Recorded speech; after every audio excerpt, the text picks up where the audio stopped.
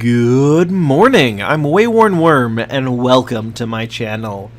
And welcome to my second video this Friday. This video is going to be all things YouTube.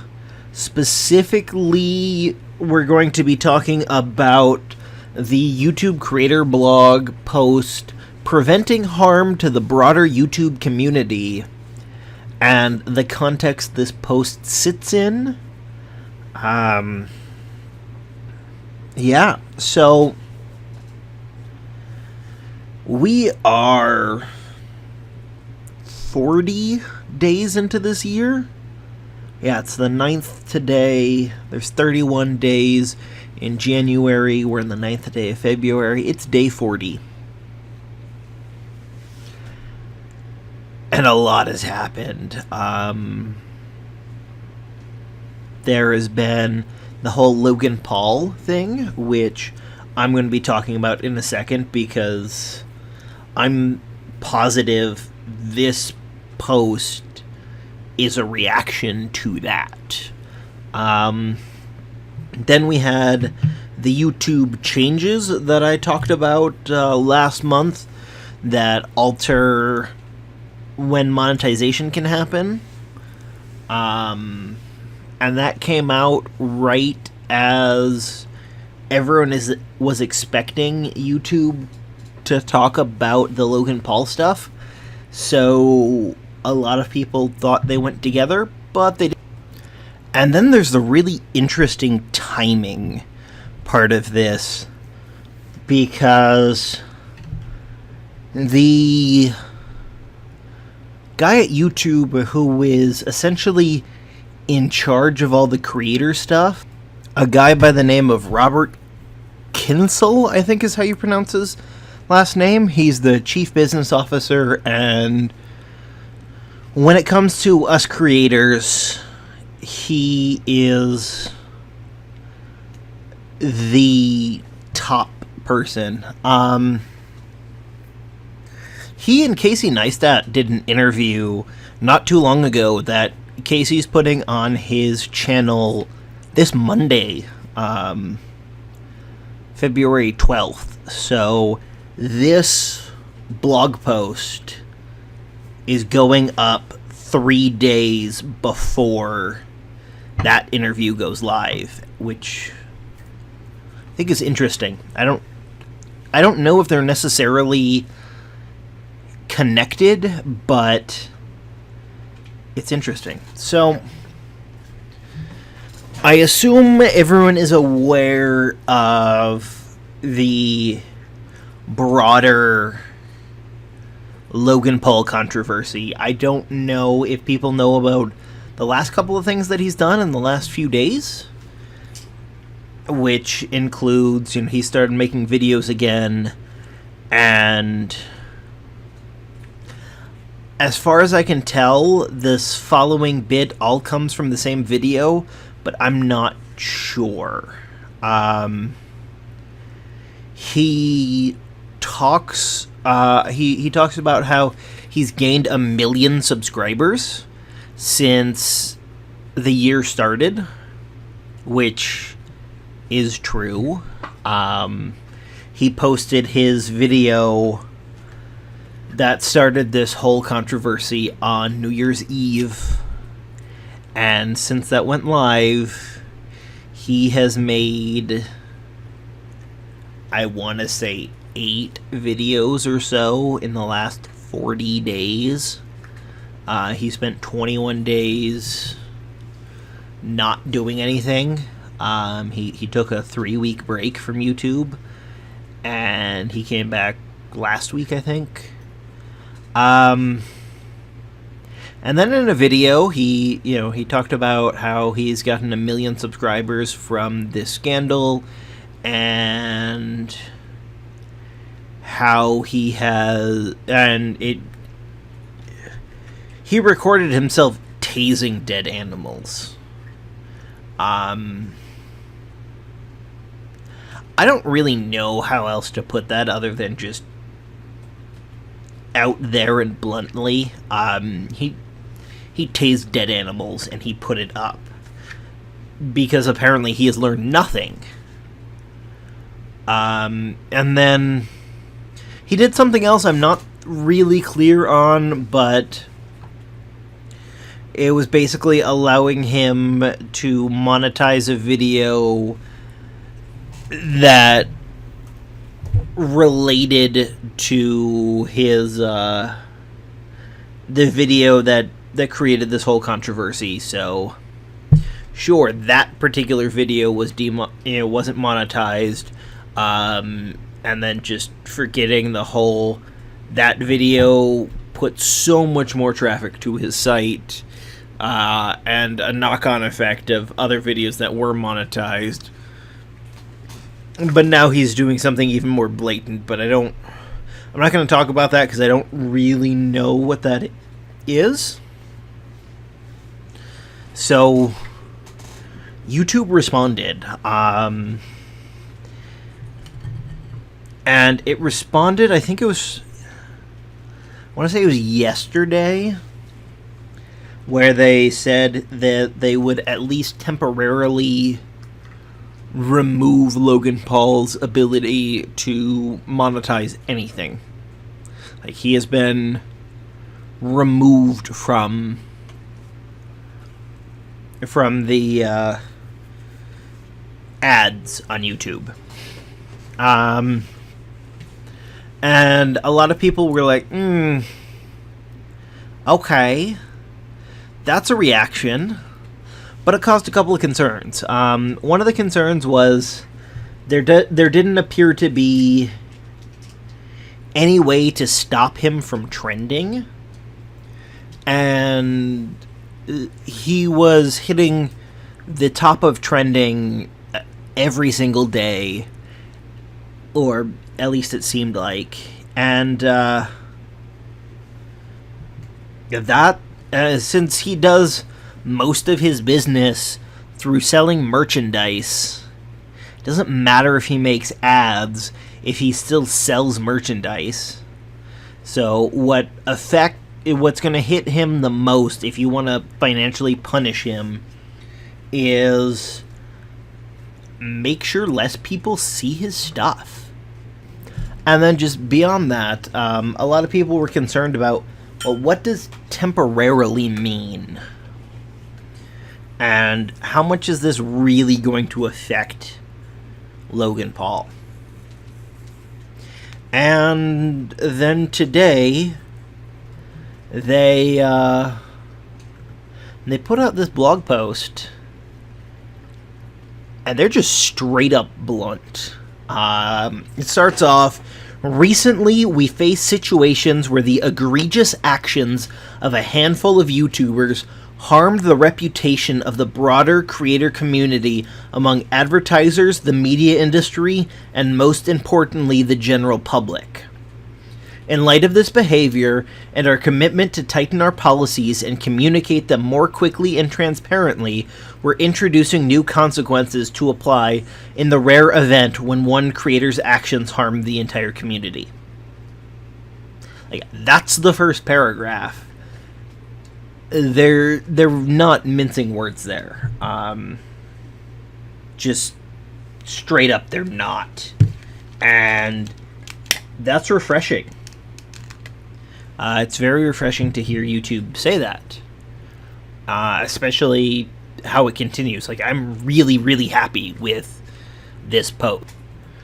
It then continues on talking about how one creator can do something really blatant, and then it gives several examples about a heinous prank where people are traumatized, promoting violence or hate toward a group, demonstrates cruelty, or sensationalizes the pain of others in an attempt to gain views or subscribers. It can cause lasting damage to the community, including viewers, creators, and the outside world. The damage can have real-world consequences to everyone. And here they specifically talk about you can miss creative opportunities, you can lose revenue, and it can do serious harm to your livelihood if someone else does something particularly bad. And so their goal is to make sure that the actions of the few don't impact the vast majority. They say 99.9% of you. Which I think they just pulled that number out because it's showing what they're meaning when they say vast majority. They're sticking their flag and defending the hill that says almost none of our creators are doing this stuff. The overwhelming majority are awesome. And then they point out they've long had a set of community guidelines that act as rules of the road, and a set of ad-friendly guidelines for what can be monetized. They kind of talk about what they've already had, but they then say those tools don't always work. There are very rare occasions where it doesn't. That they need a broad set of tools that can be used quicker and more effectively than guidelines and strikes. Because as I understand it, going through the whole strike process, you're lucky if it takes days. It can easily take weeks or months. Even if it's really easy to prove that the instigating thing that caused the strike was bullshit, and a 30-second perusal causes the whole thing to fall apart. So then they lay out what these steps are, these new tools. Number 1, premium monetization programs like Google Preferred, promotion and content development partnerships.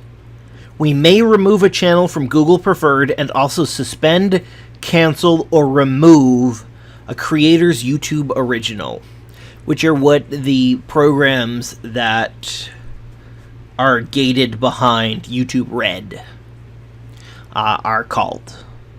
They're YouTube originals, and you find them on YouTube Red. Step number 2, monetization and creator support privileges. So they've already done number 1 to Logan Paul. Number 2, we may suspend a channel's ability to serve ads, ability to earn revenue, and potentially remove a channel from the YouTube Partner Program, including creator support and access to our YouTube Spaces. Now that one is big. They've done the first part to Logan Paul. They've suspended his ability to serve ads. I think that's all they did from this step. But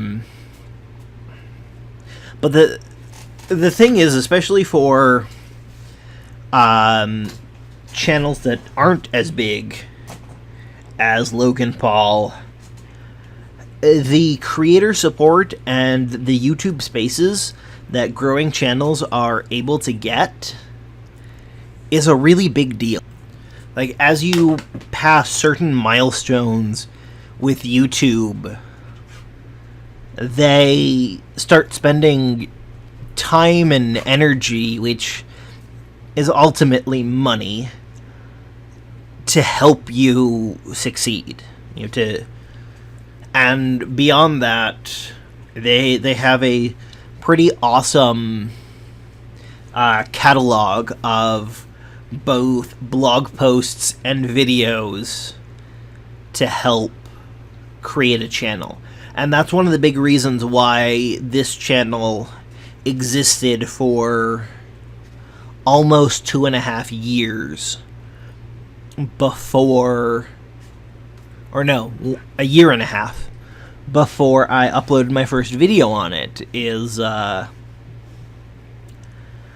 got access to all of those things and just went down a research rabbit hole to try and set myself up the best I could. And they can remove your access from it, which would be devastating for a small growing channel. And now here is number 3, and this is the most interesting, and I hope that they do this one to Logan Paul. Video recommendations. We may remove a channel's eligibility to be recommended on YouTube, such as appearing on our homepage, trending tab, or watch next. Basically, what that means is it won't be on the trending page. If you're like me and look at your recommended videos a lot, it'll never show up there. And as you finish watching a video, there's a little list to the side about videos that YouTube suggests that you watch. Any video from a channel that has been removed from this, their videos won't show up there. New eyes will not go to that channel unless someone is doing sharing outside of YouTube. And then for like Logan Paul, how you have to go to his videos is you would have to go to his channel's page and manually select the video one by one. So not only is that going to put the brakes on his growth, but it starts making it hard for his viewers to watch more than one of his videos at a time. And they're not going to, a good chunk of them aren't going to do that.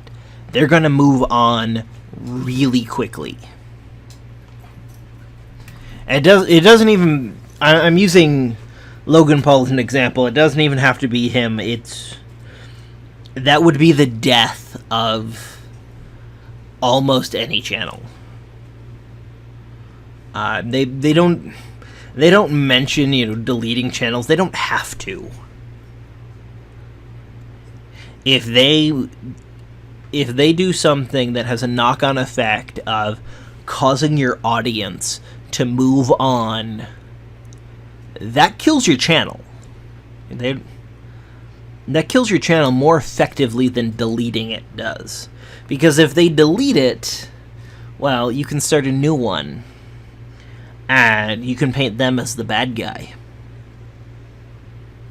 But if people stop watching your stuff because it's harder for them to watch it, you have such a harder time trying to point to YouTube as being the bad guys. So I like it. I like these steps. I've had a lot of reservations about YouTube making steps in the past. I think it can best be summed up as they see a problem, they come up with a fix to the problem, but there's so many unintended consequences that the good that comes from solving the problem is debatably wiped out by the unintended bad.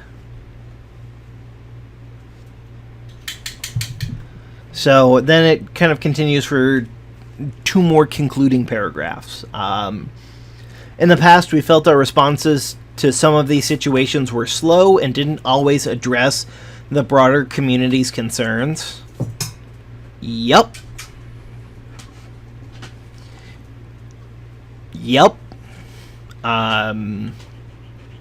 They've also communicated poorly. Our ultimate goal here is to streamline our response so we can make better, faster decisions and communicate them clearly. And this is what we've been harping on them for years about. YouTube moves slow. Like this January rule change is from the November YouTube Kids debacle. That was their big change. that came 2 months later.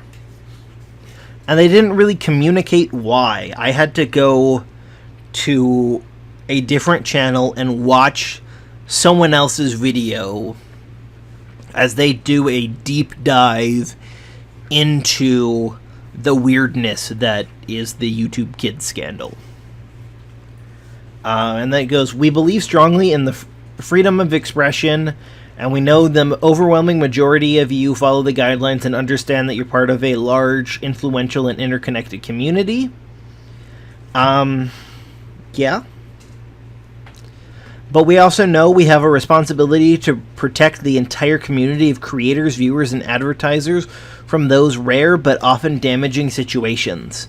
We expect to issue these new consequences only in a rare handful of egregious cases, but hope they will help us prevent the actions of a few from harming the broader community. And this is written by Ariel Barden, Vice President of Product Management at YouTube. Yeah. So, I live in the U.S., and there's a really big problem right now. It's gone on for a while, but assholes will say things that are dickish to say, and then natural consequences will follow. And then they start screaming about their First Amendment rights, talking about the First Amendment to the American Constitution, which says, in part, Congress will create no law to breach the freedom of speech. I think they say expression. I don't remember the whole wording, but it protects a whole bunch of things from the U.S. government. But here's the thing. That's the U.S. government. YouTube and its owner Google aren't the U.S. government. You can say whatever you want, to a certain degree, but that doesn't mean you're not going to have consequences. And that's a big thing that assholes in America don't like, when people call them out for being assholes. So yeah, overall, I like this. I'm really glad that this is the tack that YouTube is doing. And not only that, but like they're reacting really quickly. This is a controversy that has been ongoing for over a month, and as I said, it's been 40 days, and they have this. They've created new tools and have communicated them clearly to us in a month from when they first had to think about this. And that's awesome. It's awesome that they're also distancing themselves from one of their golden boys. Because he's been a dick. So yeah. Just kind of wanted to talk about that for a little bit. So, tune in Monday for my Monday morning live stream. Thank you.